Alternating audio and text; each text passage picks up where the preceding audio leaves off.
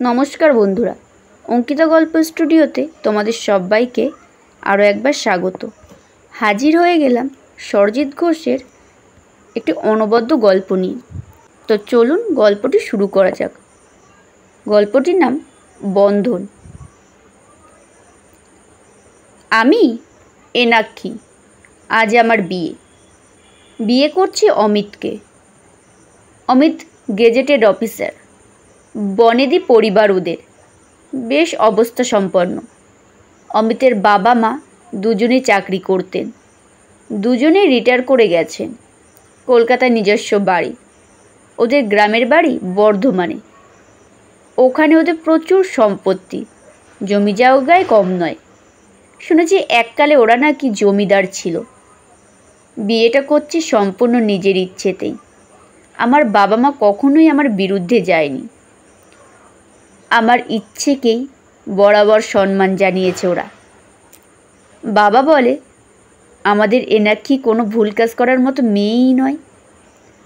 অমিতের বাড়ি থেকে আমাদের বাড়ির দূরত্বটা এ পাড়া আর ও পাড়া, হেঁটে গেলে 5 মিনিট। কয়েকটা বাড়ির পর একটা খেলার মাঠ। খেলার মাঠটা ছাড়িয়ে গিয়ে রাস্তার ওপর ডান দিকের দোতলা বাড়িটাই অমিতদের। বিয়েটা আমার দেখাশোনা করি, কিন্তু সে কথা কেউ বিশ্বাস করতেই চায় না। বিশ্বাস না করাটাই হয়তো স্বাভাবিক। আমাদের প্রতিবেশী কাকিমা আমার বিয়ের কদিন আগেই আমার মাকে বলে ফেললো, শুনেছি মেয়ের নাকি বিয়ে, বেশ বড়লোক দেখেই তো মেয়ে পছন্দ করেছে। আমার মা এমন কথার উত্তর দেয়নি। সত্যিটা বোঝানোর দায় আমার মায়ের নয়। বোঝাতে গেলে বুঝবেন তো নাই, উল্টে অন্য মানে করবে। আমার খুব কাছেরই একজন বন্ধু, দেখলাম সেও আমাকে বলল, তোর মতো সুন্দরী একটা মেয়ে ওই রকম একটা ছেলেকে বিয়ে করতে রাজি হয়ে গেলি, কি ব্যাপার বলতো? যতই টাকা পয়সা থাক, জীবনে টাকাটাই তো সব নয়।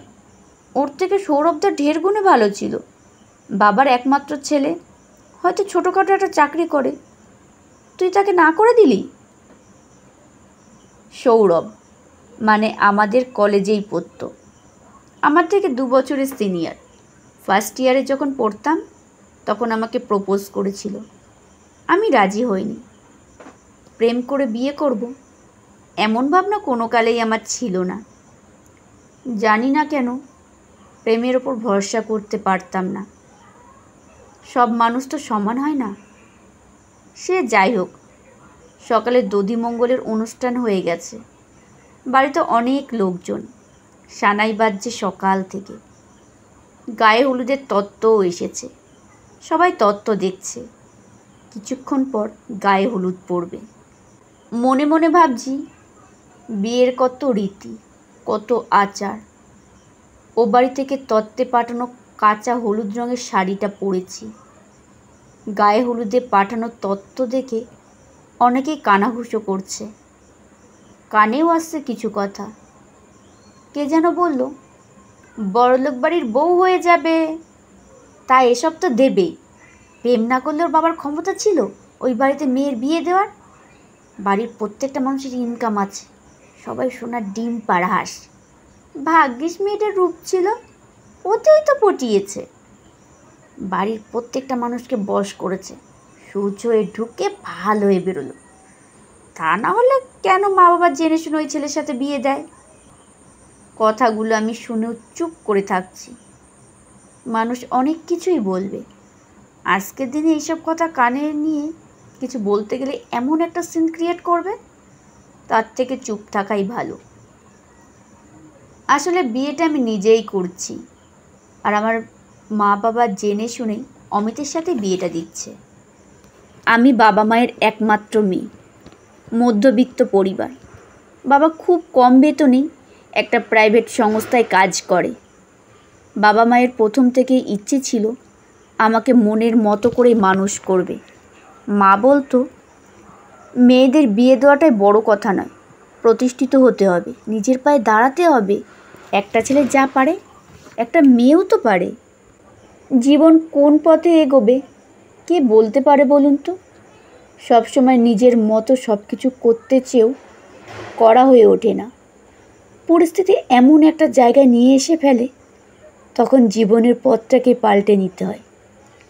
ভেবেছিলাম চাকরি বাকরি করব, পরে বিয়ের কথা ভাবব, কিন্তু তার হলো কোথায়। আমাকে বিয়েটাই আগে করতে হলো।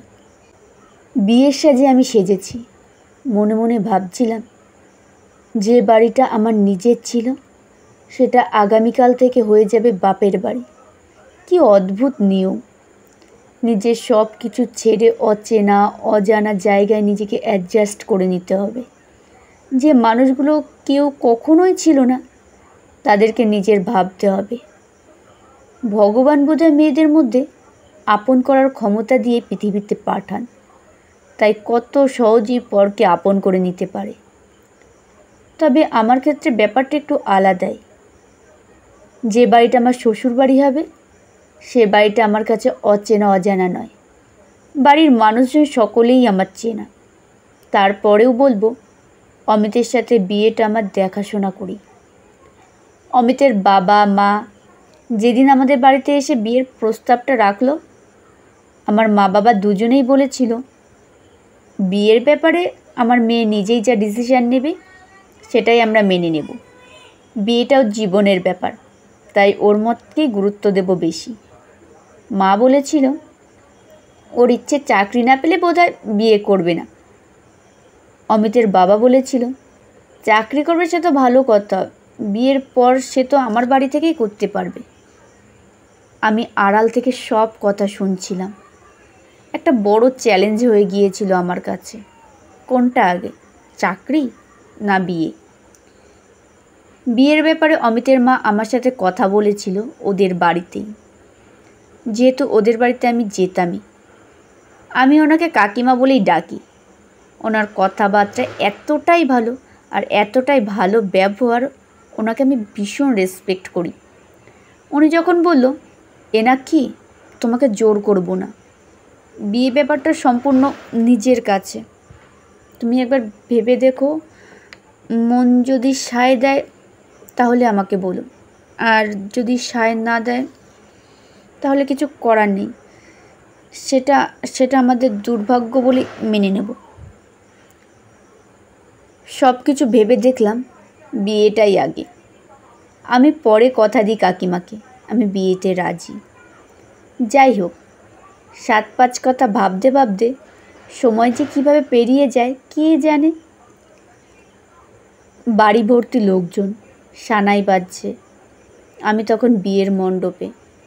7 পাক ঘোরার পর মালা বদল, হস্তবন্ধন, বিয়ের যাবতীয় রীতি পালন করে শেষ পর্বে এলো সিঁদুরদান। সিঁদুরটা পরিয়ে দেওয়ার সঙ্গে সঙ্গেই পুরোহিত মশাই অমিতকে বললেন, লজ্জা বস্ত্রটা দিয়ে মুখটা ঢেকে দাও এবার। আমার পাশেই তখন বসেছিল রুদ্র।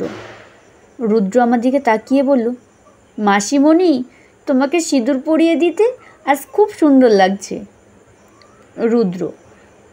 রুদ্র মানে অন্তরাদির ছেলে। আমি রুদ্রকে পড়াতাম। রুদ্র আমাকে মাসিমণি বলেই ডাকে।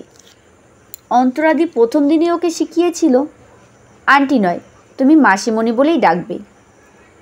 তারপর থেকে রুদ্র আমাকে মাসিমণি বলেই ডাকে। রুদ্রর এই মাসিমণি ডাকটার মধ্যে আমি কেমন যেন একটা টান অনুভব করতাম। অন্তরাদি আমাকে বলতো, জানোই না কি, আমার কাছে একদম পড়তেই চাই না, তোমার কাছে যতটুকু পড়তে চাই ততটুকুই। দাদু ঠাকুমা তো দাঁতি অন্তপ্রাণ, একটু মারলে ধরলে ছুটে আসছে, বলে অত শাসন করে পড়াতে হবে না, বড় হলেও সব ঠিক হয়ে যাবে। আমি একা সামলাতে পারি না, তার উপর রুদ্রর বাবা বাড়িতে থাকে না, একটা মাত্র ছেলে, মনের মতো করে তো মানুষ করতে হবে, তাই না? আমি বলতাম, ঠিকই তো, পড়াশোনাটাও তো করতে হবে। অন্তরাদি বলতো, তুমিই আমার একমাত্র ভরসা, তোমার কথাই তো শুনে চলে। দুষ্টুমি করলে ওকে যদি বকি, জানো ও কী বলে তোমার থেকে মাসিমণিই বেশি ভালো, আমাকে একদম বকে না। আমি অন্তরাদির কথা শুনে হাসতাম। একদিন অন্তরাদি বলল, আমার নিজের কোনো বোন নেই, বুঝলে না কি, তোমাকে দেখে নিজের বোন বলেই মনে হয়। তুমি তো আমার নিজেরই দিদি হয়ে গেছো, মনের কত কথা শেয়ার করো, যেন দুই বোন আমরা। রুদ্র যেদিন খেতে চাইতো না, অন্তরাদি খাবারটা নিয়ে আমার কাছে নিয়ে এসে বলতো, এনাক্ষী, আগে একটু খাইয়ে দিও তো, তারপর পড়াবে। আমার কথা না শুনলেও তোমার কথা ঠিক শুনবে। আমার কথা রুদ্র ঠিকই শুনতো। আমি কোলে বসিয়ে বলতাম, বাবু তুমি আগে খেয়ে নাও তো, তাহলে তোমাকে আজ পার্কে বেড়াতে নিয়ে যাব। বিকেলে পড়ানো শেষে পার্কে নিয়ে যেতাম এক দিন। অন্তরাদি আমার ওপর ভরসা করে রুদ্রকে ছেড়ে দিত। রুদ্রকে পড়াতে যেতাম ঠিকই, একটা অজানা টান অনুভব করতাম রুদ্রর প্রতি। আমাকে মাঝে মাঝে বলতো, ছেলেটাকে একটু মানুষ করে দিও, সে তোমার বিয়ে হয়ে গেলেও যত দূরেই বিয়ে হোক আমার ছেলেকে পড়াতে হবে। আমি চাইবো তোমার বিয়েটা যেন খুব কাছাকাছি হয়, তুমি তাহলে রুদ্রকে পড়াতে পারবে। রুদ্রর জন্য তোমার মতো মাসিমণি পাওয়া খুব মুশকিল। অন্তরাদির মনের ইচ্ছাটাই পূরণ হলো। ভগবান অন্তরাদির মনের কথা শুনেছিল। আমার বিয়েটা এতটাই কাছাকাছি হলো, অন্তরাদিকে আর কখনোই চিন্তা করতে হবে না। একদম রুদ্রর কাছাকাছি নিয়ে চলে এলো বিয়ে নামক গাঁটছড়া বেঁধে দিয়ে। ভগবান বোধহয় কিছু কিছু মানুষের কথা মন দিয়ে শোনেন। একটা প্রবাদ খুব প্রচলিত, মায়ের থেকে মাসির দরদ বেশি। কথাটা বোধহয় মিথ্যে নয়। রুদ্রর ওপর আমার দরদ এখন অনেক বেশি। কিন্তু অন্তরাদি মানুষটা বড় বেয়াক্কেলে, তা না হলে এইভাবে রুদ্রকে রেখে চলে যায়। কথাগুলো ভাবলেই যেন চোখে জল আসে। 1 বছর আগে বাথরুমে পড়ে গিয়ে মারা গেলেন। ব্রেনে আঘাত লেগেছিল। 7 দিন হসপিটালে থাকার পর চলে গেল অচেনার দেশে। এইভাবে কেউ ফাঁকি দিয়ে যেতে পারে বলে আমার ধারণা ছিল না। সে যাই হোক, সেসব কথা আজকের এই শুভ দিনে মনে করে লাভ নেই। বিয়ের পর্ব শেষ। রুদ্র তখন আমার কোলে আছে। ঘাটটা উঁচু করে আমার দিকে তাকে জিজ্ঞেস করে, মাসিমণি, এবার থেকে তুমি আমাদের বাড়িতে থাকবে তো? অমিত তখন রুদ্রর দিকে তাকিয়ে বলল, আর মাসিমণি নয়, আজ থেকে মা বলে ডাকবে। না, আমি মাসিমণি বলেই ডাকবো। মাসিমণি যদি মা বলে ডাকতে বলে তবেই মা বলবো। রুদ্রকে আদর করতে বুকে জড়িয়ে নিয়ে বলি, আজ থেকে শুধু মা আর মা। মাসিমণি ডাকলেও আমি যে মা ডাকি শুনবো বাবা। রুদ্রকে আদর করতে করতে ভাবি, মা আর মাসি কি আলাদা হয়? কখন যে এক হয়ে গেছে সেটা বুঝতেই পারিনি। মানুষ সব কিছু ঠিক করে রাখে, ভগবান বোধহয় নতুন ঠিকানা গড়ে দেয়। নতুন ঠিকানায় মানুষ তাই নতুন করে বেঁচে ওঠে আবার।